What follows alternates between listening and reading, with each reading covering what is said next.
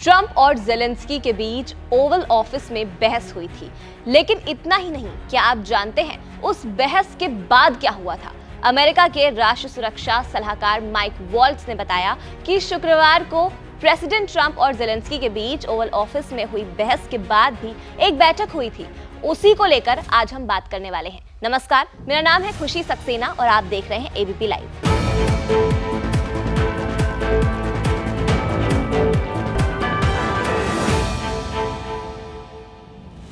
White house के Oval office में media के सामने शुक्रवार को अमेरिकी राष्ट्रपति डोनाल्ड ट्रंप और यूक्रेनी राष्ट्रपति ज़ेलेंस्की के बीच तीखी बहस हुई थी।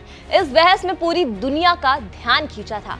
इस बहस के बाद ज़ेलेंस्की व्हाइट हाउस से तो चले गए थे, लेकिन उसके ठीक पहले वहां क्या-क्या हुआ इसका जवाब भी मिल गया है। अमेरिका के राष्ट्रीय सुरक्षा सलाहकार माइक वॉल्ट्ज ने ट्रंप और ज़ेलेंस्की की बहस के बाद व्हाइट हाउस के माहौल को पूरी तरह से समझा दिया है।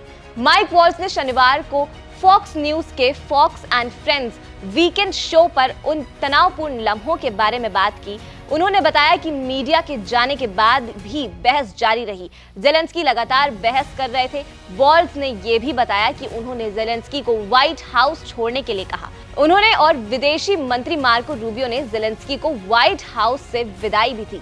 ज़ेलेंस्की की टीम चाहती थी कि कुछ समाधान निकाला जाए, लेकिन वॉल्ट्ज ने बताया कि प्रेसिडेंट ट्रंप और ज़ेलेंस्की के बीच हुई बैठक के बाद जब प्रेस को जाने के लिए कहा गया, इसके बाद हमारी एक बैठक हुई।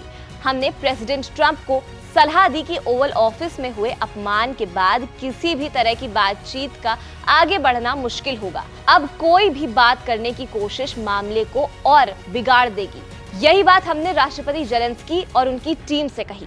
वॉल्ट्ज ने बताया कि ज़ेलेंस्की स्थिति की गंभीरता को नहीं समझ रहे थे। उनकी टीम इसे अच्छे से समझ रही थी। उनके राजदूत और उनके सलाहकार भी व्यवहारिक थे और मामले की गंभीरता को जानते थे। वो सब निराश थे, कुछ को आंसू तक आ रहे थे। वो चाहते थे कि अमेरिका के साथ बात आगे बढ़े, रूस से युद्ध को किसी तरह से रोका जाए, लेकिन ज़ेलेंस्की तब भी बहस ही कर रहे थे। वॉल्ट्ज ने यह भी बताया कि उन्होंने ज़ेलेंस्की से कहा कि हालात आपके पक्ष में नहीं है, युद्ध के मैदान में अब आपके पक्ष में नहीं है, वर्तमान वैश्विक परिस्थितियां भी आपके पक्ष में नहीं है, और सबसे महत्वपूर्ण बात यह है कि अमेरिकी सहायता और करदाताओं की सहनशीलता असीमित नहीं है। लेकिन ज़ेलेंस्की अपने तर्कों पर अड़े रहे। वॉल्ट्ज ने यह भी बताया कि ज़ेलेंस्की की बातों से ये नहीं लग रहा था कि रूस से युद्ध खत्म करने के इच्छुक है। तो अब इससे साफ पता चल रहा है कि जहां ज़ेलेंस्की अपनी बात बनाने आए थे, क्योंकि अपनी बात से पीछे ही नहीं हटे, अड़े रहे और बनती हुई बात को बिगाड़ते नजर आए, जिसके चलते अब जहां थोड़ी मदद की उम्मीद थी, अब उससे भी शायद हाथ धो बैठे हैं। खैर, अभी के लिए इस रिपोर्ट में बस इतना ही। इस खबर पे और अपडेट्स के लिए देखते रहिए हमारा चैनल एबीपी लाइव। मेरा नाम है खुशी सक्सेना। धन्यवाद।